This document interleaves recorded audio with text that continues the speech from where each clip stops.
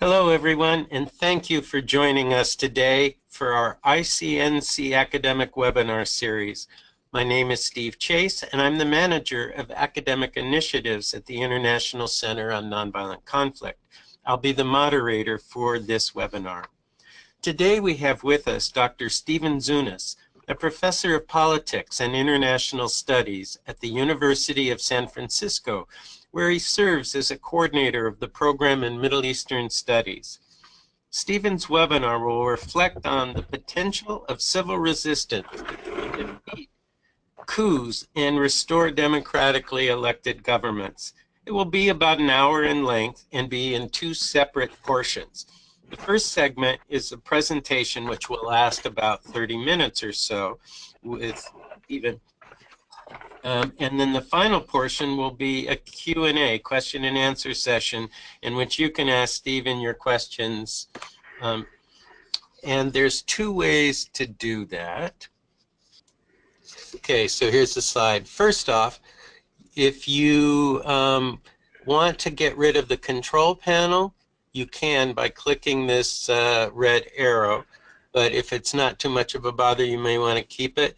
There's two ways to do the questions. One is you can click this button here where you can raise your hand, and then I can recognize you when we're in the question and answer portion, and then you could directly speak into your microphone and on your computer, or if you're on telephone, directly speak. Everyone will hear the question, and then Stephen can directly respond to it.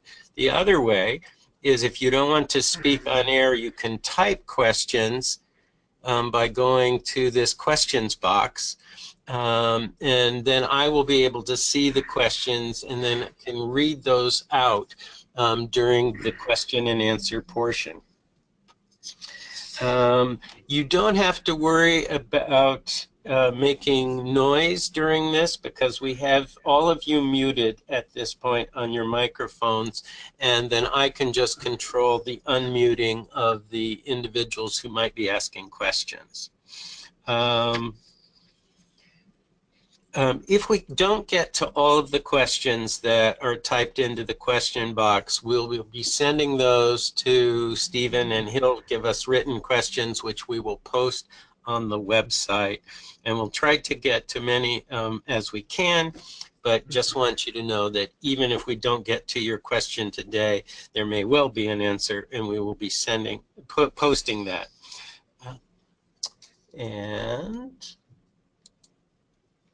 So I want to do a quick introduction of Stephen for those who aren't familiar with his work, and then soon after I'll give the controls over to Stephen so he can start his slideshow and presentation. Dr. Stephen Zunes, as I said, is a professor of politics and international studies at the University of San Francisco. He serves also as a senior policy analyst for Foreign Policy in Focus, which is a project of the Institute for Policy Studies. He's an associate editor of Peace Review, a contributing editor of Coup, and an academic advisor to the International Center on Nonviolent Conflict. Stephen is the author of scores of articles for both scholarly and general readership on Mideastern studies, U.S. foreign policy, international terrorism, nuclear proliferation, strategic nonviolent action, and human rights. He is the principal editor of Nonviolent Social Movements, which was published by Blackwell in 1999, and the author of Tinderbox, U.S. Middle East Policy and the Roots of Terrorism, which was published by Common Courage Press in 2003. And he is the co-author with Jacob Mundy of Western Sahara, War, Nationalism, and Conflict Irresolution, published in 2010 by Syracuse University Press. In the next day or two, ICNC will also be publishing his new monograph, Civil Resistance Against Coups, a Comparative and Historical Perspective. We will send you all a link to it next week, along with the link to the recording of this webinar, so you can review it or share it with people in your network that you think would find this important and interesting. And with that, I will now turn over the controls.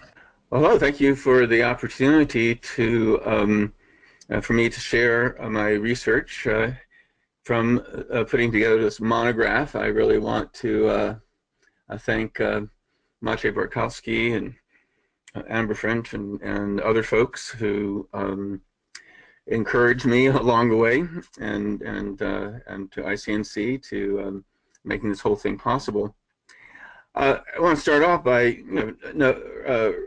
noting that, as most of you who are listening in on this know quite well, there is enormous power in strategic nonviolent action in terms of bringing down existing dictatorships.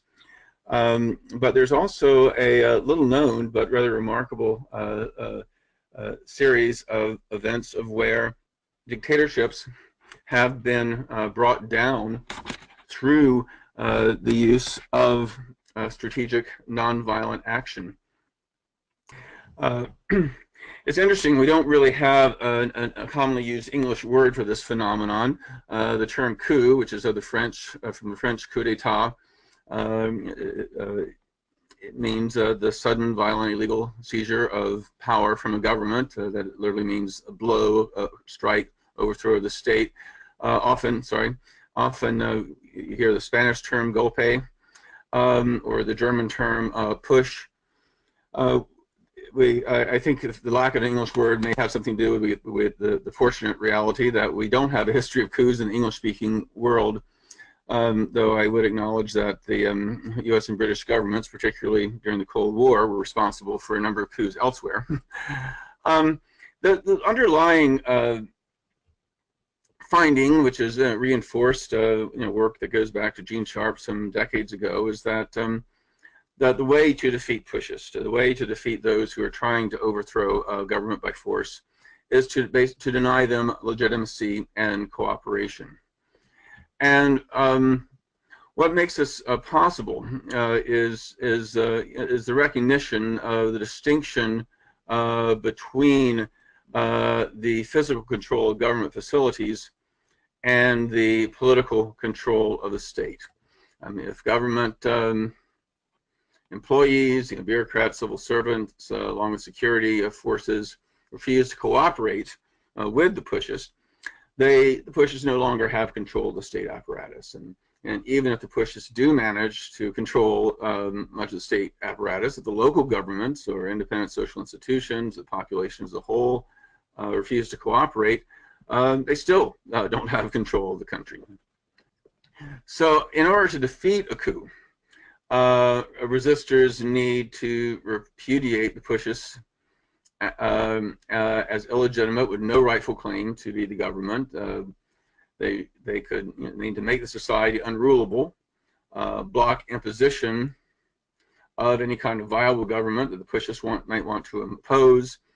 They need to encourage dissent and opposition among the pushists' initial supporters.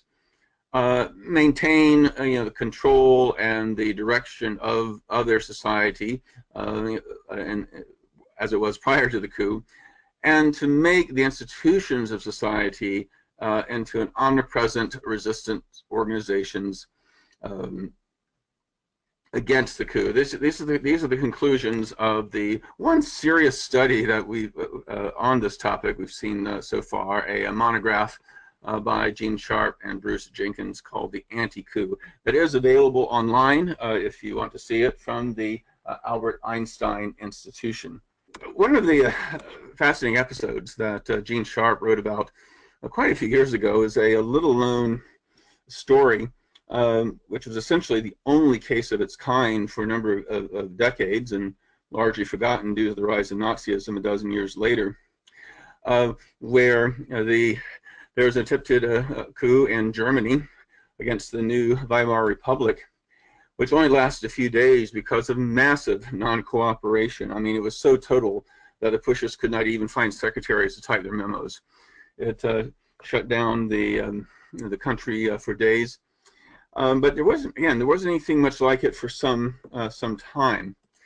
And so the Sharp and Jenkins study only looked at that case and two others. And so what I wanted to do in this monograph was to look at this phenomenon looking both at a larger array of case studies, but also ask a number of other questions.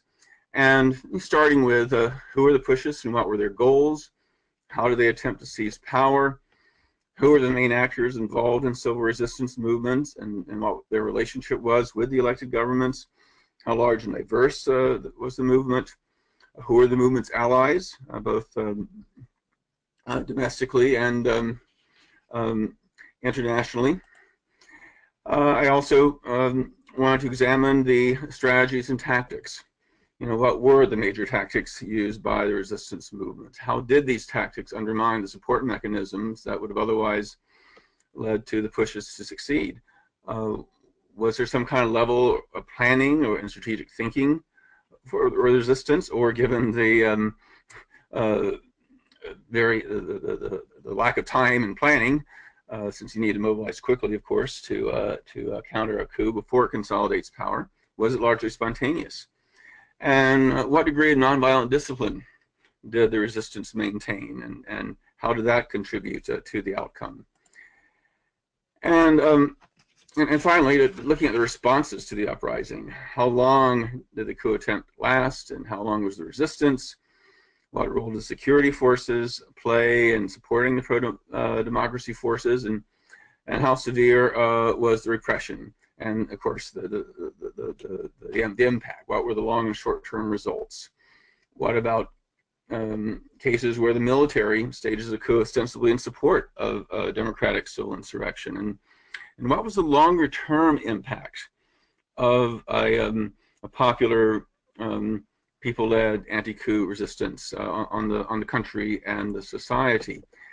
So I looked at 6 different scenarios of coups, coup attempts, and nonviolent resistance, with 2 cases in each. And altogether, these represented roughly two-thirds of the cases historically. The first involved cases of countries which did not have much of a history of large-scale civil resistance, following a military coup, they were nonetheless able to reverse through civil resistance. The most famous case, of course, is the Soviet Union in August of 1991. There's also a case of Thailand the following year. A second scenario was cases of civil resistance that prevented the consolidation of a coup in progress, that is, before they even seized power. And I looked at in France in 1961, where right-wing officers opposing independence for Algeria tried to overthrow the Fifth Republic, and in Argentina in April of 1987. A third scenario are cases of countries in which a long-standing authoritarian government is ousted through civil resistance. A new democratic government is constituted, but then it is subjected to a coup by forces of the old regime or those of a similar authoritarian orientation, and yet a new wave of civil resistance soon ousts the newly formed regime and once again restores democracy. And I look at the case of Bolivia in 1979 and the more recent case in the African nation of Burkina Faso in September of 2015. A fourth is an example of coups that take place in the name of an ongoing pro-democracy civil resistance campaign. These are cases where it's more of a coup de grace than a coup d'etat, in that the pro-democracy forces had made the old regime essentially unable to govern anymore, and the military steps in and has does the final blow, removes the dictator, and then within a fairly short period of time turns power over to democratic forces. And I looked at the case of Venezuela against the Jimenez regime in 1958, and in the West African nation of Mali in March of 1991. The fifth scenario involves coups that take place in the name of an ongoing pro-democracy civil resistance campaign. Initially allows for some degree of democratic opening before consolidating power under a new dictatorship. This was what took place in Sudan, where a pro-democracy movement overthrew the U.S.-backed Nimeri regime, but ended up overthrowing a weak coalition government 4 years later to reinstall a dictatorship, and unfortunately on an unprecedented, brutal scale. And the better-known recent case of Egypt after the overthrow of Mubarak in January of 2011, and allowing for the elections that led to an unpopular Islamist president, then overthrowing that government, and Egypt then of course slid back into dictatorship. And in the final scenario are civil resistance campaigns against coups that were unsuccessful, where the reactionary forces that seized power remain in power. We'll see what happens in Honduras, but that's one of the cases in terms of the ongoing gun conflict right there. But at least initially in 2009, that effort was defeated, as was similar resistance in the Maldives in 2012. I want to take just a couple minutes to look at some of my favorite case studies, one from each. Some of you may remember in August of 1991, hardline communist leaders with the support of some elements of the military overthrew the reform-minded communist leader Mikhail Gorbachev, and much to many people's surprise, there was a popular resistance in response. Some of you remember the famous image of Boris Yeltsin, who was the Russian Republic leader, standing on the tank and encouraging resistance. There had not been much of a history of nonviolent resistance, given the nature of the Soviet regime, with the exception of the three Baltic republics, Latvia, Lithuania, and Estonia, that had an ongoing nonviolent campaign for independence. And indeed, it was the prospect of this independence and the breakup of the Soviet Union that may have prompted the coup. And but the widespread resistance to the coup in those republics, as well as on the streets of Moscow, Leningrad, and elsewhere, led to the defeat of the coup and the eventual downfall of the Soviet Union itself. On the second category, that is preventing coups in progress, Argentina is a fascinating case of the attempted overthrow of the democratically elected president, Raul Alfonsín. This was the first democratic government after years of brutal military dictatorship in that country. Tens of thousands of people disappeared. And when the military started to mobilize, hundreds of thousands of people came out in the streets saying, no, we are not going back. The barracks in Cordoba, the second city, had largely lined with the coup plotters. They seem to be evenly divided around Buenos Aires, but when the military saw the degree of the resistance, they realized this would not be easy, and the coup plotters ended up getting insufficient support, and the coup was prevented before they actually consolidated power.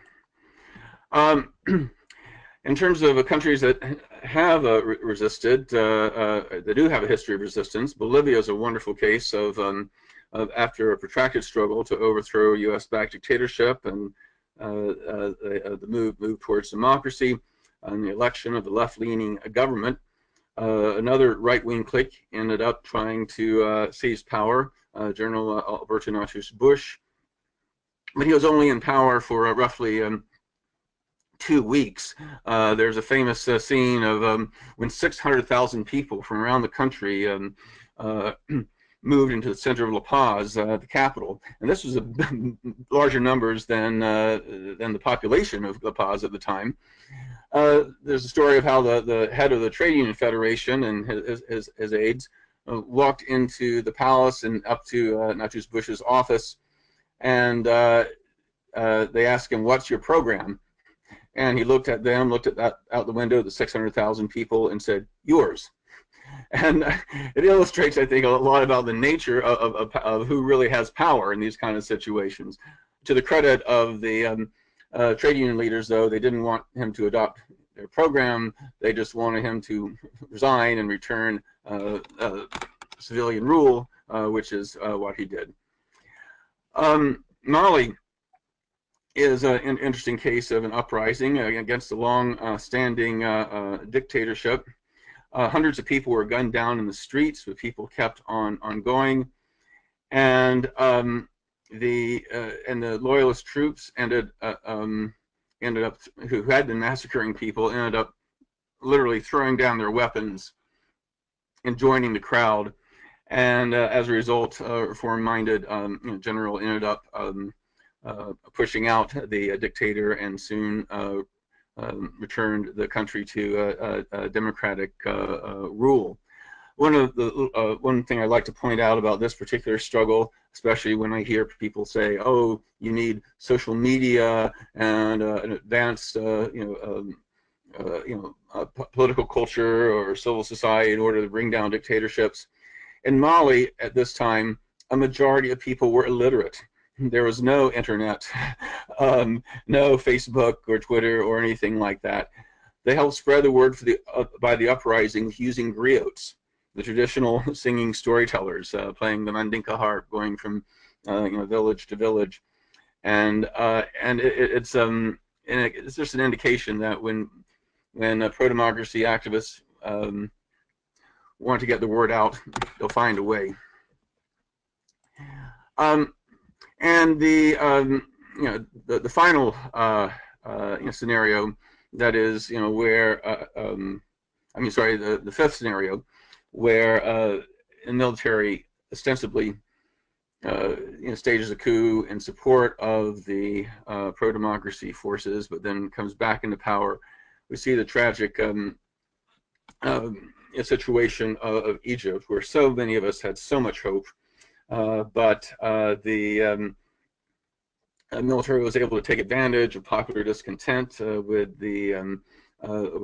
Morsi's government, and Morsi only became president because even though the majority of voters in the first round voted for more democratic and secular and progressive leaders, the two finalists, it was like the French system where the top two vote getters get into the runoff. There was popular discontent against Morsi. The military came in and threw him out, and ended up not just massacring his supporters and throwing him in jail, but then throwing in the very democratic, pro-democracy, secular, progressive elements that had organized the initial uprising as well. And Egypt is under a brutal military regime to this day. And the final scenario I looked at is where uprisings against coups were unsuccessful, and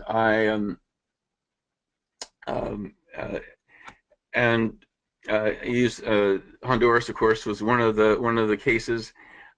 Some of you may know, just in recent days, that the incumbent president, who was a supporter of the coup, was in the process of stealing the election.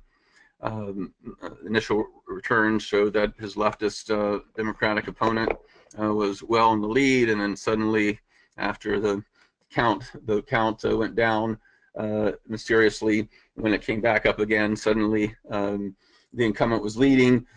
This, of course, this scenario is what sparked the nonviolent uprising, which overthrew Marcos in the Philippines and Milosevic in Serbia. And we're seeing an ongoing struggle right now. It will be very interesting to see how that takes place. But the reasons that the Honduran and Maldivian cases failed, I believe, was that in part because this was not a straight military coup. These were countries that were divided politically, and the opposition forces, which had minority but still significant support in the population, were able to do it to take power under dubious legal means. So it was not quite a classic coup in terms of the military just kind of taking over. I mean, these are still illegitimate coups by almost any definition, but there is a facade of legitimacy that helped them secure power. There are also some specific aspects of these two societies that made it difficult as well. I go into all these cases in much more detail. In fact, what I should mention is that in putting together these findings, we got this big table which looked at all these different factors in different countries and things like that. And I wanted to be showing it on the screen right now, but it was so detailed that it was really unreadable.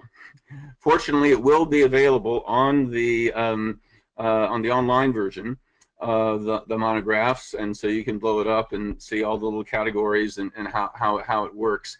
But I wanted to run down my major findings, that in the successful cases of resistance and consolidated democratic gains, every one of them involved large numbers of participants, constituting a discernible proportion of the country's population and a broad cross-section of society. Again, that underscores what we know from other kinds of nonviolent uprisings, that numbers matter. Public demonstrations were important in that they showed the degree both to the country and to the world of opposition, but also it wasn't just people on the streets, it was non-cooperation, which of course, as I mentioned at the outset, is really critical. Almost all these uprisings that successfully ousted or entered the coups were successful over a remarkably short period, 3 to 16 days. And one of the more exciting findings is that these successful nonviolent resistance campaigns help create sustained democratic institutions and significantly increase the likelihood of a more peaceful and democratic order in subsequent years. And I have a little table here where I looked at one of the more widely known surveys about relative democratic gains and losses, and we show a very clear pattern that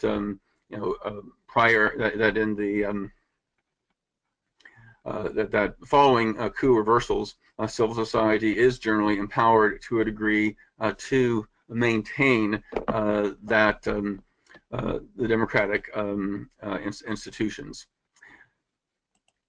To go on to continue with some of the key findings, there were a couple of there were any number of variables that were country specific, but a common factor, of course, is that civil resistance in challenging the attempted seizure of power by undemocratic elements was by far the most critical factor in the collapse of the coup. And this is important to emphasize, because in reading some of the news accounts of these cases, there seemed to be more emphasis on divisions within the military, international pressure, what various opposition politicians said or did, and as we've seen in other cases, there's often a tendency to downplay the role of civil society and the nonviolent resistance. But again, I found that this is the #1 factor in each of these cases. And again, much of my findings reinforce what Sharp and Jenkins had found in their monograph, that denying legitimacy through non-cooperation defiance is key. And again, the consolidation of democracy has a lot to do with the continued active engagement of civil society. They can't just sort of wash their hands and go home. They have to keep on defending these institutions, and it's critical that local governments, independent social institutions, the general population just refuse to cooperate, to make it physically impossible for the pushists to effectively consolidate power and establish control. In terms of takeaways from this study, for activists and civil society groups, this illustrates that active protest can play an important role in signaling populations' lack of recognition. This emboldens key elements of government and security forces, as well as international actors, to oppose the takeover. Yes, international actors and others are important, but in terms of impacting what happens. But they will be motivated when they see how many people oppose it. So having a kind of visible action is really really important. The defense of society, depends on widespread mobilization, building alliances, nonviolent discipline, and refusal to recognize illegitimate authority. And while physically occupying a building or important geographical point could have some symbolic advantages, what's important is defending the constitutional system, not a particular building. It's about defending society, not a particular physical location. In terms of building societal capacity against a coup, though none of these cases outside the Baltic republics and the Soviet Union had the benefit of extensive pre-planning, it raises the question of how many successful coups in recent years could have been prevented or defeated quickly had the population been prepared to resist. And few people are aware of this. And you think about how countries spend massive amounts of money on their military and defense to protect them from foreign invasion, when in most cases they're far more threatened from within by their own military. So think about what it would be like if you could actually do trainings and other kinds of preparation of civilian society to resist in case there is an attempt to take over. In terms of security forces and civil servants, the importance is to train on how to refuse cooperation and to engage in deliberate inefficiencies in case of a military takeover. And this is important because sometimes it's risky to openly defy, but there's all sorts of things like erasing computer files, losing orders. I mean, there are a lot of small, tiny acts of resistance that people can do and not get caught that can still muck up the machinery and make it hard for the coup plotters to consolidate power. And in terms of external actors and the international community, I think that has a lot to do with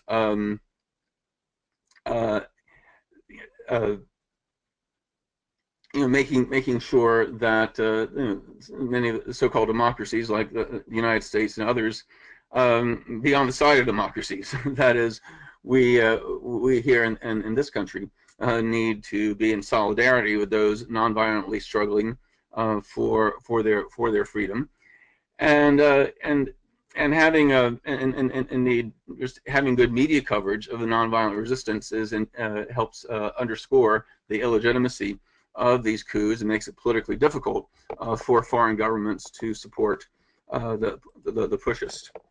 So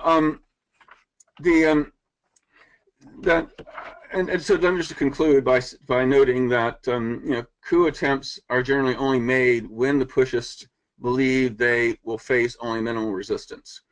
So, and as a result, the populations of countries potentially vulnerable to coups need to be prepared and organized enough to let any potential pushists know otherwise. So the more awareness there is of this phenomenon, the more likely that democratic nations can defend themselves from such internal threats. Because soldiers and officers' decisions to support or oppose a military coup is based less on ideology, as is their sense of the likelihood that a coup will succeed or fail, and how it might impact them personally. So the more we can educate and and have people aware of these kinds of things, it can affect and have them trained to resist a coup. It can act in effect as a deterrent, so that not only will attempted coups not succeed, but that coups will not even be attempted. So let me close here and open up to any questions. Thank you so much, Stephen. So just to remind folks, there's two ways to do the questions. You can click the raise the hand button on your control panel, and that will alert me that you're interested in asking a question, and then I could unmute you and direct you to do that.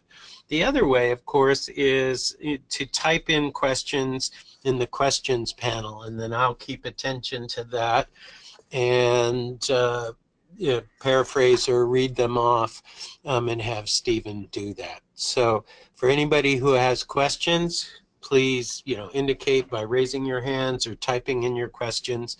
And while you're doing that, I think I would like to start with a question directly to Stephen, which is, given that nonviolent civil resistance is rarely 100%, and so there's always, or almost always, some mix of people who are doing often just sort of angry, expressive violence. They're so upset and they don't know what else to do. But so I was just wondering, as you looked at the cases, when did you find that, or did you find where the level of violence got to a point where it was really significantly hurting the chances of success? And then the corollary question is, if it did get to the point where it was hurting success or the chances of success, how do you think, based on your study, can civil resistors promote courageous nonviolent persistence in the face of repression when they're resisting a coup? Interestingly enough, well, there are certainly some rioting and vandalism and that sort of thing. There was surprisingly little cases of large-scale violence against coup plotters. I think in part because when you have a coup, you have troops all over the place, troops on the streets. It's pretty hard to mobilize. I mean, it's sort of a reminder that what many of us know already, that when you take up arms, you're essentially challenging the state at its strongest point. Furthermore, armed resistance actually takes more time for preparation, organizing, procuring the weapons, and setting up the hierarchical command and control structure that militaries generally require. And then while nonviolent resistance can be organized more quickly, more spontaneously. So this was unlike a lot of cases where we can compare armed struggle versus nonviolent struggle. There really wasn't much in the way of armed resistance to compare, and in all the successful cases, the resistance was almost exclusively nonviolence or somewhat mixed in terms of, but overwhelmingly nonviolent. Great, thank you. We have somebody who wants to ask a question directly of you. So, Himadri, I'm unmuting you, so go ahead and ask your question.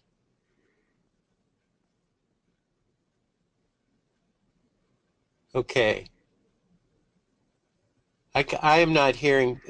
Stephen, are you hearing? No, I'm not. Okay. So for some reason, Hamadri, your mic might not be working, so why don't you type in your question and then I will relay that to Stephen. I'm sorry we weren't able to make that work. Okay, so type that in. While we're waiting, Stephen, thanks for that answer in the first one. Given that some of our audience are academics, and I think even sort of practitioners who are on the call might be interested to hear a little more about your methodology and how you comparatively analyze these cases, and how did you design it in a way that would increase the reliability of your findings?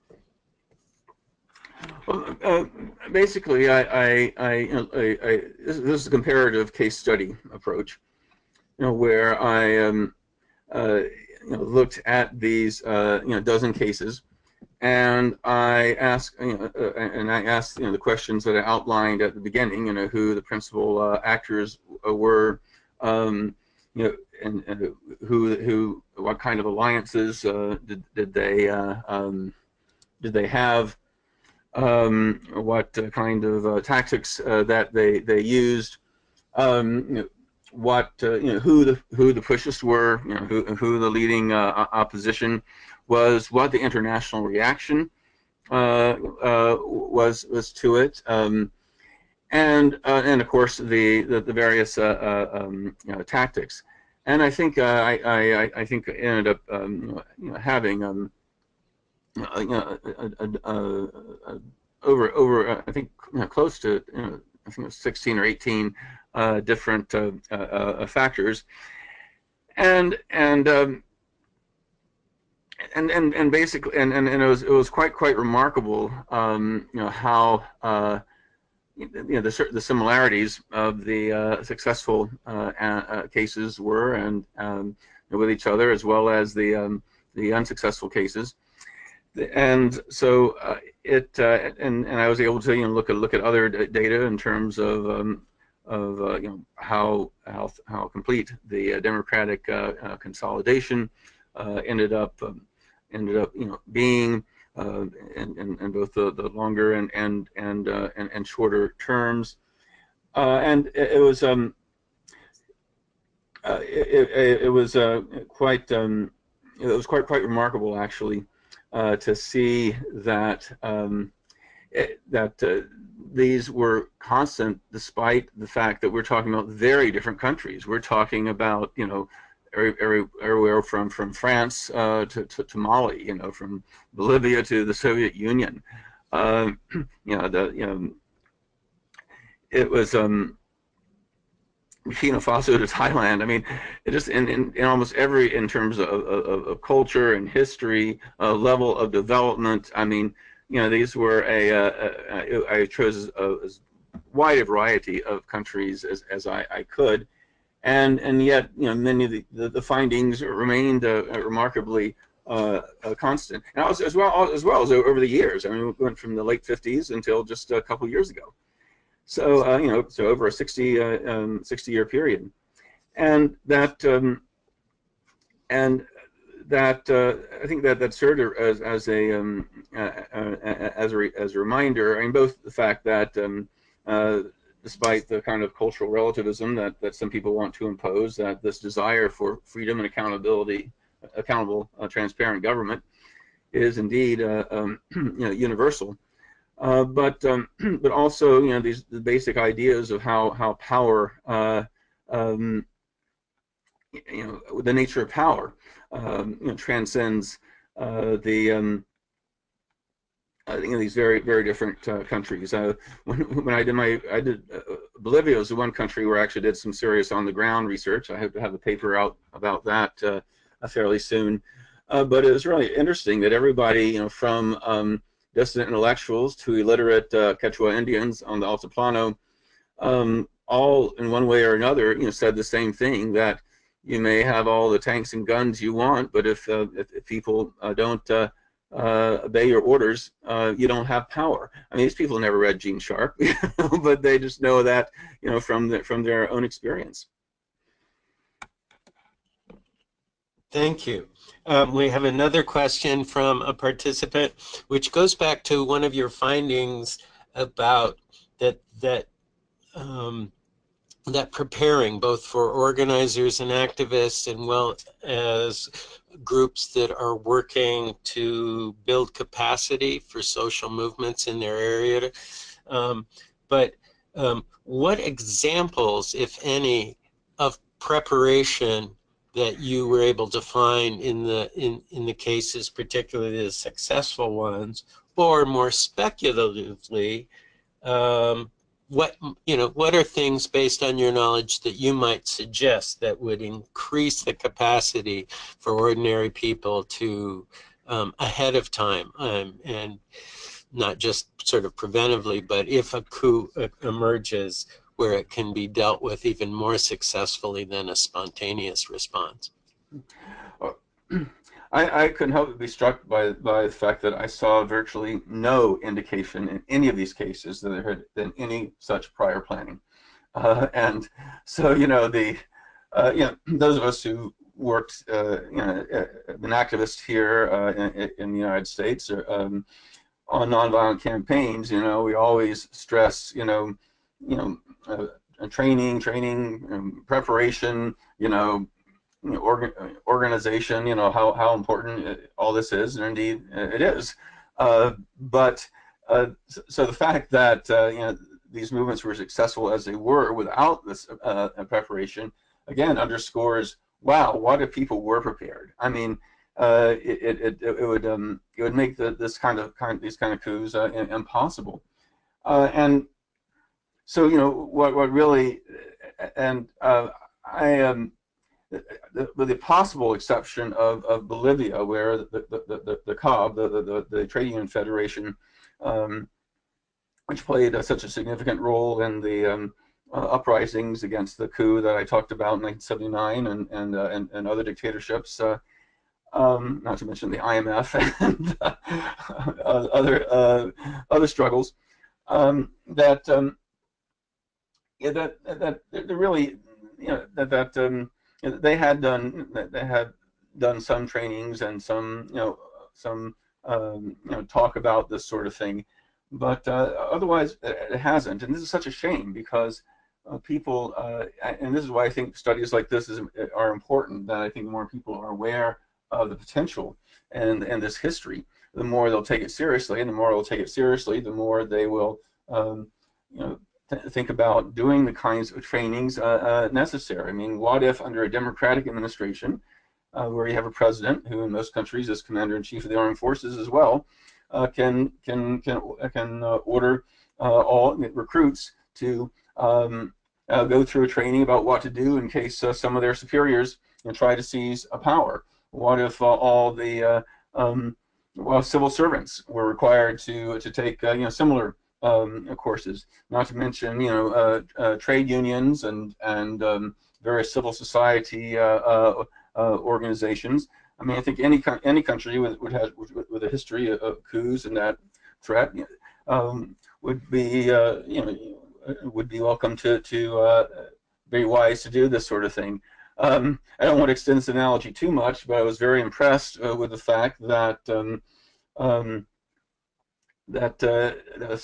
series of trainings that took place at the U.S. Institute of Peace after Trump's inauguration brought in hundreds of U.S. government employees to attend about resisting illegitimate authority from the government. So I think there's definitely an interest out there that should be taken advantage of. Thank you so much. We have somebody who wants to ask a question directly. So David, go ahead. I'm unmuting your microphone. Ask your question. Thank you, Stephen, for your very helpful presentation. My question is similar to the second part of Steve's first question. In Honduras last week, for instance, early on, there were some demonstrators that were throwing rocks at the police. And my fear was that if there were very much of that, the police would decide for sure they were going to stick with the existing government.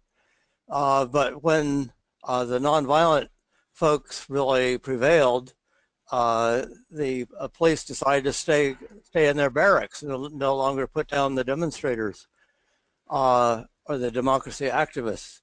So the question is, can you say anything more how people who are committed to a nonviolent discipline in trying to overthrow or stop a coup d'etat can really deal with the people that are, they may be infiltrators from the police or the military who are instigating that violence, how they can keep the demonstration nonviolent.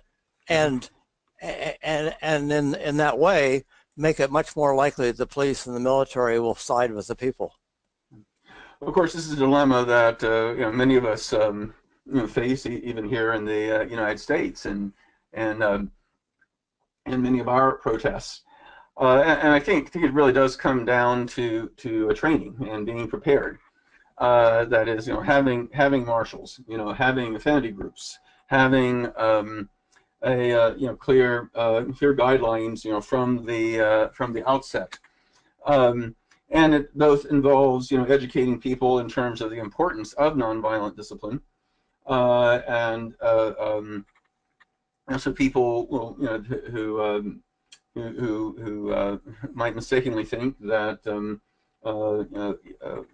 violence somehow advances the cause will know better, but also, to have people ready to nonviolently intervene, place themselves physically between those doing violence and the police, and using other tactics to minimize the damage that can be done. I mean, I've long argued that any kinds of training for nonviolent resistance should not just include preparing for a particular action and the and what one should do, but also be able to respond in case there are those within the crowd that might be tempted to use other methods that are detrimental to the cause as a whole. Great, thank you. We actually were getting a number of questions being sent in, but we have one more person who's raised their hand, and I think what we'll do is we'll have that person ask the last question for today, and then Stephen, I will send you the written questions, and we can get your response and make those available to the people who have registered. So let me just, okay, Jose, you can, I've unmuted your mic, you can ask your question. Oh, hang on.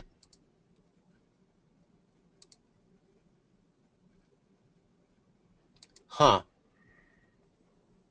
Oh, it says that you're self-muted, Jose, so if you unmute yourself. If you unmute, there you go. Oh, hello. Well, I'm from Honduras, and we're currently living in this political upheaval. There has been a lot of violent manifestation, and most of them belongs from people who are not from our movement. So, for example, here in La Ceiba, what they have started to do is we have taken food, roses, and we have tried not to respond with the same violence. Mm-hmm. And this has bring a little bit of a good response from the military toward us. So, for example, we have a curfew right now that goes from 8 p.m. to 6 a.m. in the morning. And at 7 o'clock in the night and at 9 o'clock, we start, it's called cacerolazo. It's basically that you ring with a spoon, you start making noises, and although the military comes to our neighborhoods, they have stopped attacking us. Mm-hmm. I think that a good lesson from this is that violence is not overcome with violence. So, yeah. And it's important to hear from someone who's in the midst of a struggle. And part of it, I think, is that people when this kind of thing happens, are generally angry. And if I was Honduran, I'd be very angry about what's going on. But you know, to be able to channel that anger in more constructive ways is really critical. And I've been very impressed that despite the breakdown in nonviolent discipline on a number of occasions, that the Hondurans have been as disciplined as they have been. Again, it really makes a difference, especially in a place like Honduras, where the United States has played, you know, such an overbearing role as it has in much of Central America and elsewhere in the hemisphere. That the crowds in this country see the resistance as largely as overwhelmingly nonviolent, because the media, of course, will tend to treat an entire movement as its most violent elements, because that looks cooler on television, or riot porn, as somebody called it. It really does. It does make a critical difference, and I think it's very good that so many of you in the struggle recognize it. Let me just say before we sign off that there's already, I'm thinking about all these things I wanted to say but didn't get around to, that are in the monograph, and so I really, including the table and the details of the case studies and that kind of thing. So I really do encourage you all to look at it and to you know, read through it, or as much as that strikes your interest, because there's a whole lot to say, and there's obviously no way I can really do it justice in this short time period.